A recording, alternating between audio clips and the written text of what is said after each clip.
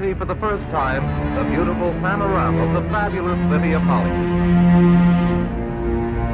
Mu gihe isi ikomeje gukururwa n'ingaruka z'itangazamakuru n'ikinamico za sinema, hari ibintu byinshi bibera inyuma y'amatara n'ibyapa byamamaza tudakunze kumenya. Hollywood nk'ihuriro ry'ibyamamare by'imyidagaduro ku isi ntikiri gusa atangarira impano n'imishinga y'ubuhanzi, ahubwo hari abayibonamo nk'ishyamba ry'amarenga, ibanga n'imbaraga z'umwijima. Mu myaka myinshi yashize hibasiwe n'impuha, ibisobanuro bishingiye ku mpuzamateka n'inyandiko zivuga ku mashyirahamwe y'ibanga, ubusambanyi bukabije, ihohoterwa ry'abana ndetse n'imyemerere ishingiye ku mbaraga z'umwijima. Bamwe babifata nk'inkuru z'inzaduka cyangwa ibitekerezo by'abakabya, ariko hari n'abandi babifata nk'ukuri kutagomba kwirengagizwa.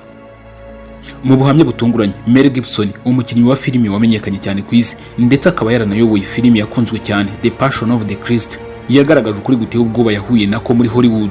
Avuga ko imbaraga z'umwijima zikoreramo, uruhare rw'abayobozi b'amafilimi n'ubuhamya bwe bwihariye. Avuga ko yigeze guhura na Antikristo ubwe. Ni ubuhamya butuma